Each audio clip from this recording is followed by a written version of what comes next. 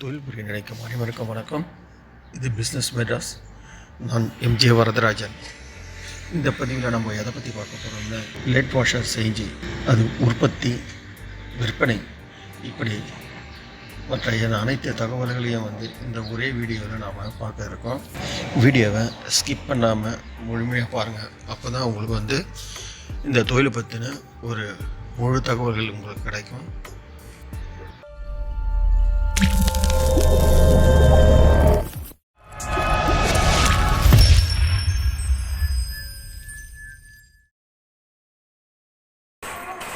Plate வாஷரை பற்றி நம்ம தெரிஞ்சுக்கிறதுக்கு முன்னாடி ஃபஸ்ட்டு இந்த பிளேட் வாஷரை பற்றின ஒரு சில யூசேஜிங்கை பற்றி நம்ம தெரிஞ்சுக்கலாம். அப்போ தான் இந்த பிளேட் வாஷர் செய்கிறது பற்றி முழுமையாக தெரியும். வாஷர்ன்றது எல்லாருக்கும் மேக்ஸிமம் தெரியும், ஆனால் அது தெரியாதவங்க கூட ஒரு சிலர் இருப்பாங்க. அவங்களுக்காக தான் இந்த வாஷரை பற்றி எக்ஸ்பிளைன் பண்ணுறேன். மற்றபடி எதுக்கும் இந்த பிளேட் வாஷர் எதுக்கு நம்ம யூஸ் பண்ணுறோம்னா, ஒரு பொருள் டேமேஜ் ஆகாமல் டைட் பண்ணும்போது அந்த பொருள் டேமேஜ் ஆகாமல் இருக்கிறதுக்கும், இந்த ஸ்க்ரூ, போல்ட்டு, நெட்டு இதெல்லாம் போட்டு நம்ம டைட் பண்ணும்போது அந்த டைட் இறுக்கமாக இருக்கிறதுக்கும், அது லூஸ் ஆகி வெளியில் நம்ம இருக்கிறதுக்காகவும் இந்த சேஃப்டி பர்பஸ்க்காக இந்த வாஷர் யூஸ் பண்ணுறோம்.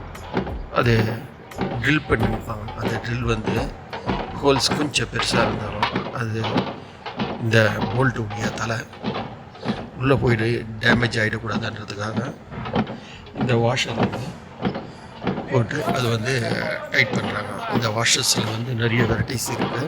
அது திக்னஸாக இருக்குது, ஒவ்வொரு கணக்காக இருக்குது. அது பிளேட் வாஷரில் 1 mm, 2 mm, 0.5, 0.2 இந்த மாதிரி சைஸ் வாரியாக இருக்குது. அந்த சைஸ்க்கு ஏற்ற மாதிரி அந்த ஷீட் வாங்கி இந்த பிளேட் வாஷர் உற்பத்தி செய்கிறதுக்கு தேவையான மிஷினரிஸ் என்னன்றதை பற்றி இப்போ பார்க்கலாம். மேனுவல் டைப்பும் இருக்குது, செமி மேனுவல் டைப்பும் இருக்குது, பவர் ப்ரெஸ் மிஷின் இருக்குது, ஆட்டோ பவர் ப்ரெஸ் மிஷின் இருக்குது. இதில் இப்போ ஃபஸ்ட்டு நம்ம பார்க்க போகிறது மேனுவல் டைப் மிஷினு. இது 1ஆம் நம்பர், 2ஆம் நம்பர், 3ஆம் நம்பர், 4ஆம் நம்பர், அப்படி நம்பர் வாரியாக இருக்குது மேனுவல் மிஷினில். பவர் ப்ரெஸ் மிஷின் ஏற்றோம்னா இது 2 டன்னு, 3 டன்னு, 5 டன்னு, 10 டன்னு, 20 டன்னு, 30 டன்னு, இந்த மாதிரி கிட்டத்தட்ட ஒரு 1000, 1500 டன்னுக்கு மேலேயே இது மிஷின் இருக்குது. அதெல்லாம் பெரிய பெரிய ஃபேக்ட்ரிஸில் தான் யூஸ் பண்ணுறாங்க. மேக்ஸிமம் ஒரு 20 டன்னு, 25 டன்னுக்கு மேலேயே ஒரு பெரிய இடத்துல தான் யூஸ் பண்ணுவாங்க. இப்போ நம்ம இது பார்க்க போகுது மேனுவல் டைப் மிஷினையும், அதாவது 1ஆம் நம்பர், 2ஆம் நம்பர் இந்த மிஷினை பற்றியும். அப்புறம் பவர் ப்ரெஸ் மிஷின் எடுத்தோம்னா 5 டன்னு பவர் ப்ரெஸ் மிஷினு, 5 டன்னு பவர் ப்ரெஸ் மிஷினும் 10 டன்னு பவர் ப்ரெஸ் மிஷினை வச்சு இந்த உற்பத்தி செய்யக்கூடிய வீடியோ வடிவமாக தான் இப்போ நம்ம பார்க்க போகிறோம். மேனுவல் மிஷினை வச்சோம்னா இதுக்கு டூல் வாஷர் செய்யறதுக்கு அதுக்கு டூல் வாங்கணும். அந்த டூல் பார்க்க போனீங்கன்னா இன்னும் ஒரு 6000, 7000 அவ்வளோதான் செலவாகும். அந்த டூல் செய்து டூல் மேக்கர்கிட்ட கொடுத்தா அந்த டூல் மேக்கிங் அந்த செஞ்சு கொடுத்துருவாங்க. இதுக்கு நிறைய நம்ம யூஸ் பண்ண முடியாது, பெரிய வாஷர்ஸை யூஸ் பண்ண முடியாது. ஒரு 5 mm இல்லைன்னா ஒரு 8 mm, 10 mmக்குள்ளே இருக்கிற வாஷர்ஸை தான் இது கையில் அடிக்க முடியும். இதே நீங்கள் 10 mmக்கு மேலே, 10 mmக்கு மேலே ஒரு 20 mmக்குள்ளே நீங்கள் அடிக்கிற மாதிரி தான் பவர் ப்ரெஸ் மிஷின் அவசியமாக தேவைப்படும். நீங்கள் இந்த மேனுவல் மிஷின் வாங்கணும்னா, மேனுவல் மிஷின் செகண்ட்ஸ்லேயே வாங்க போனீங்கன்னா கிட்டத்தட்ட ஒரு 15,000-15,000க்குள்ளேயே வாங்கிடலாம். புது மிஷின்னா இப்படியும் ஒரு 25 ரூபா, 30 ரூபா, 30,000 அந்த கணக்காக ரேஞ்சில் போடணும். இது இந்த மாதிரி செஞ்சிங்கன்னா நீங்கள் ஒரு சின்ன ப்ளேஸ்லேயே வச்சு இது செஞ்சுக்கலாம். இதுக்கு உங்களுக்கு கரண்ட்டு தேவைன்றது கிடையாது, கையிலே அடிக்க வேண்டியது. இதில் ப்ரொடக்ஷன் ஏற்றோம்னா ஒரு நாளைக்கு எப்படியும் ஒரு 50 கிலோ, 60 கிலோ அவ்வளோதான் இதில் ஒரு மிஷினில் எடுக்க முடியும்.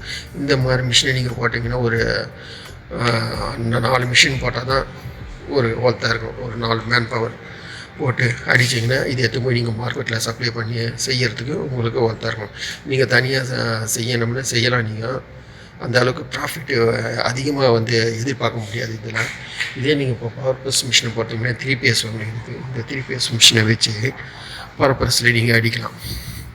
அது கிட்டத்தட்ட ஒரு 5 டன் மிஷினும் ஒன்று வாங்கலாம், இல்லைன்னா 10 டன்னு வாங்கிக்கினீங்கன்னா அல்லது என்னை பார்த்துட்டிங்க அதுதான் ஒரு கெப்பாசிட்டி. ஏன்னா வந்து ஒரு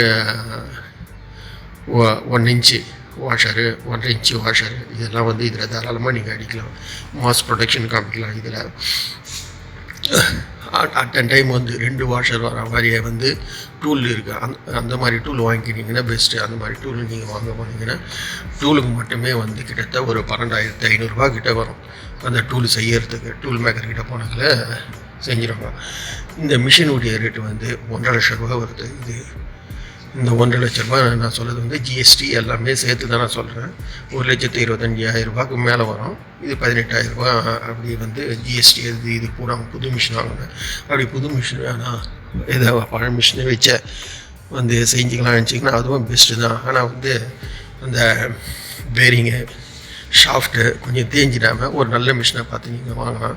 நீங்கள் சென்னையில் இருக்கிறவங்களாக இருந்தால் இந்த அம்பத்தூருக்கு போனீங்கன்னா அம்பத்தூரில் வந்து செகண்ட்ஸ் மிஷினு நிறைய கிடைக்குது.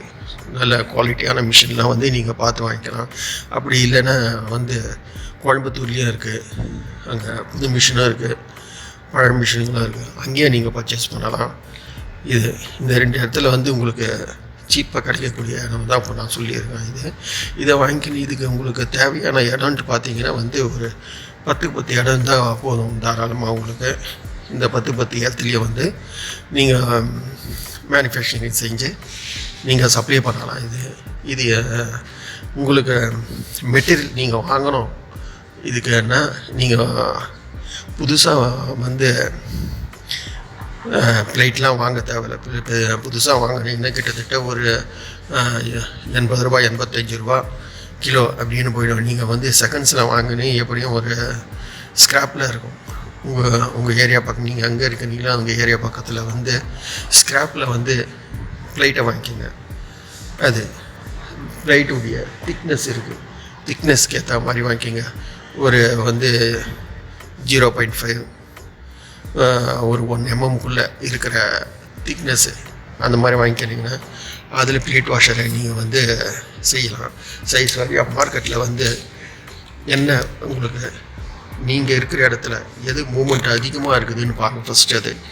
அதுக்கேற்ற மாதிரி வந்து இந்த டூலை வந்து செய்யுங்க. அந்த வாஷர் செய்யக்கூடிய டூலை வந்து செஞ்சிங்கன்னா அது உங்களுக்கு கன்வெர்ட் ஆகும். இப்போ நாங்கள் இங்கே சென்னையில் இருக்குதுன்னு வச்சுங்க. சென்னையில் உங்களுக்கு வந்து பாரிஸ் சைடு, அதுக்கப்புறம் இந்த எலக்ட்ரிக்கல் ஹோல்சேல்லாம் இருக்குது, தேவராஜ முதலி தெரு, இங்கெல்லாம் வந்து சப்ளை பண்ணலாம் தாராளமாக. எவ்வளோ நீங்கள் மாஸ் ப்ரொடக்ஷன் கொடுத்தாலும் ஏற்றுக்கிறதுக்கு ஆளுங்க நல்லா கடைங்க நிறையா, அப்படியேப்பட்ட கடைங்க நிறைய இருக்குது இங்கே. அதே மாதிரி வந்து ஆர்மேனியம் ஸ்ட்ரீட்டு பாரிஸில் அந்த சைடு போனீங்கன்னா ஒரே மிஷினரி ஐட்டம்ஸ் தான் அந்த சைடு எல்லாமே. அந்த இடத்துல நீங்கள் வந்து ஹோல்சேலில் வந்து இதை சப்ளை பண்ணலாம். அவங்க டன்னு கணக்கில் எடுத்துக்கிறதுக்கு நிறைய பேர் இருக்காங்க. நீங்கள் மார்க்கெட்டில் இறங்கி பார்த்தீங்கன்னா தான் இதனுடைய டீட்டெயில்ஸு ஃபுல்லாக உங்களுக்கு புரியாது. நான் சொல்கிறது என்னென்னா ஸ்க்ராப்பில் ஏற்றுங்க. ஸ்க்ராப்பில் ஏற்றா ஒரு 35 ரூபாய்க்குள்ளே உங்களுக்கு வந்து 1 கிலோ வந்து நீங்கள் எடுத்துக்கலாம்.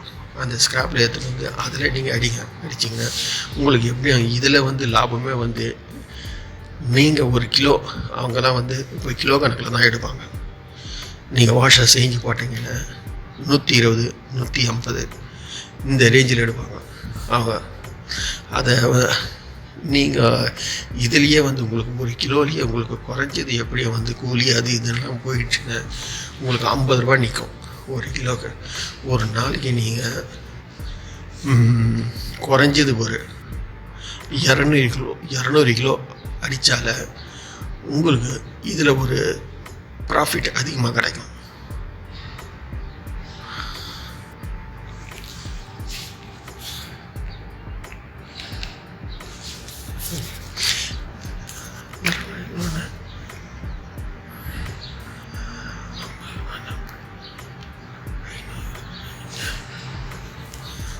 ஒரு கிலோவுக்கு 50 ரூபான்ட்டு வைங்க. அப்போ 10 கிலோவுக்கு எவ்வளோ ஆகுது? 500 ரூபா ஆகுது. 100 கிலோவுக்கு 5000 ரூபா. 200 கிலோ 10,000 ஒரு நாளைக்கு சாலிடாக நீங்கள் வந்து தாராளமாக ஒரு 10,000 ரூபாய்க்கு கண்ணை மூடின்னு நீங்கள் எடுக்கலாம் இதை. ஆனால் நீங்கள் வந்து கஷ்டப்படணும் இதில். அதுதான் ஒன்று. இந்த ஸ்க்ராப்பில் போய் எடுத்துகிட்டு வரணும். நீங்கள் எடுத்துன்னு வந்து அது கரெக்டாக ஆளுங்களை போட்டு நீங்கள், இல்லைன்னா வந்து ஒரு மிஷினை எடுத்தால் நீங்களே அடிக்கலாம், அது உட்காது. அதுக்கப்புறம் தேவைப்பட்டால் இன்னொரு மிஷினை போட்டு நீங்கள் வந்து மேன் பவரை இன்க்ரீஸ் பண்ணிக்கலாம். இது எடுத்துன்னு போய் நீங்கள் சப்ளை பண்ணுறதுக்கு எல்லாம் எப்படி உங்களுக்கு 10,000 சாலிடாக இதில் நீங்கள் வந்து எடுக்க வேண்டியது இருக்குது. கண்டிப்பாக எடுக்கலாம். இதில் 10,000 நீங்கள்ன்றது தாராளமாக எடுக்கலாம் நீங்கள்.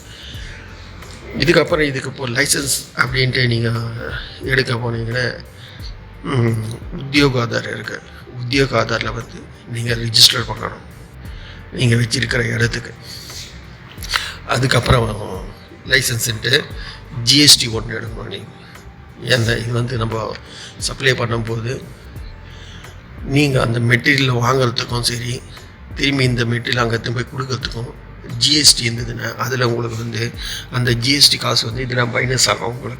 உங்களுக்கு அந்த காசு வந்து எங்கே மைனஸ் ஆகுதோ திரும்பி நீங்கள் அந்த மெட்டீரியல் எடுக்கிறப்போ அது வந்து அந்த காசு உங்களுக்கு ஆட் ஆகிடும் அவங்கக்கிட்ட ஜிஎஸ்டி போடும்போது.